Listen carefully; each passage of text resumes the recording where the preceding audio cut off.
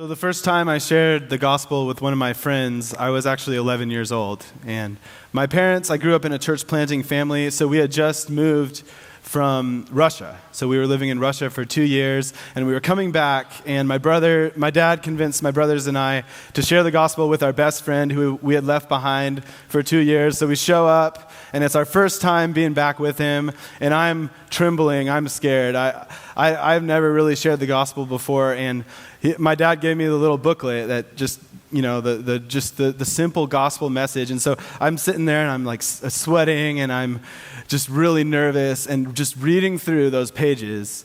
And as we get to the end, my buddy Jeremy, he prayed to receive Christ.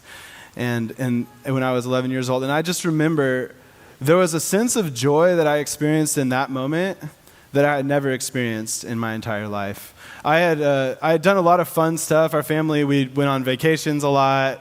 We went to Disneyland, the happiest place on earth. But I had never experienced such a joy of knowing that God could use me to reach other people. And I can't say that I became a gospel sharing machine at that point. I was in high school, but there was different time. Well, not when I was 11. I wasn't in high school. That would be. I was a prodigy. No. I went on a few mission trips in high school and junior high, and again, I kind of got that same joy, that same feeling of living on mission. I was just like so alive. But then I would go back to high school, and I had the things that most high school guys have on their mind is sports and girls. Those are like the two things that I really cared about. And I didn't really translate the living on mission into my daily life. In high school, another really cool experience that I got to help out with the Billy Graham Crusade.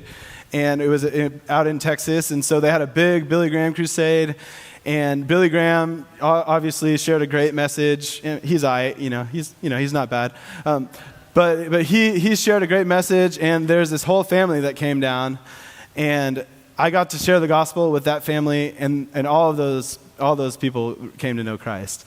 And I mean, honestly, that's like T-ball. It's like, that's the easiest evangelism you're ever going to get, is Billy Graham setting him up, and then that's pretty easy. But anyway, I just got, again, I felt that joy and that excitement of sharing my faith. And I remember turning over to my friend that was there, and I said, I could do this for the rest of my life.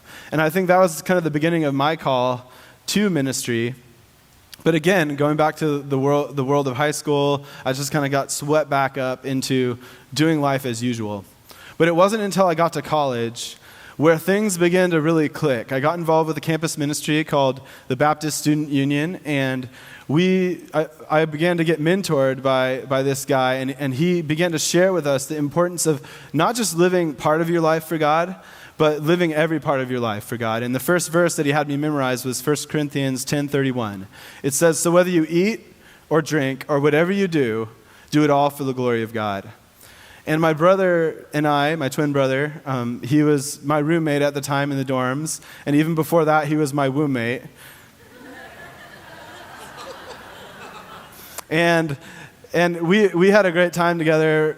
You know, we've been through a whole heap together, but we lived on that hall together, and we said, what would it be like if we started just a Bible study on our hall that was an outreach Bible study? And so we started this Bible study, we called it The Spot, because we thought that was cool. Not really that cool. Oh, thank you.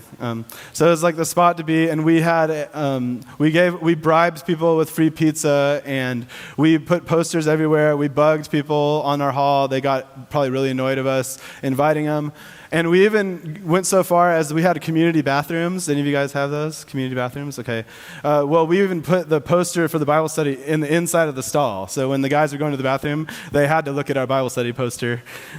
So we were just did whatever we could. And it was through that I just got excited. I was saying I could share my faith with people that are my age. And just as kind of a side note, I think that one of the reasons I'm passionate about college ministry is because I believe it's the best time in your life to learn how to share the gospel.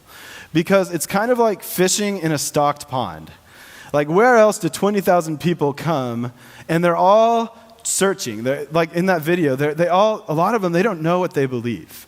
They're just waiting for someone to come and to share some truth with them. And the other thing is, a lot of them, maybe they've grown up in church, but they're at a point in their life. You guys are at a point in your life where you're making decisions, is this faith stuff really going to be for you? And so this is the opportunity that you have as a college student. That's why I feel like meetings like this is so exciting, because I believe when the body of Christ comes together, there is something powerful when we are doing it for mission.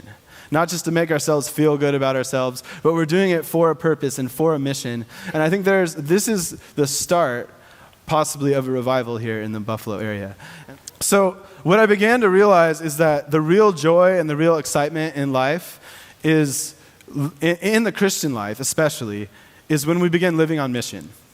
Because I had grown up in church and I had learned the stories, but I wasn't really like living my life to help other people. But when I started doing that, that was when, man, I began to feel a joy and excitement like I never felt before. And there's a verse in Mark. It says, "For whoever wants to save their life will lose it. But whoever loses their life for me and for the gospel," you can circle that, "will save it." And I memorized this verse in the Living Bible paraphrase. It says, "Only those who throw away their lives for my sake and the sake of the good news will ever know what it means to really live." So I learned that true life comes when we give it away.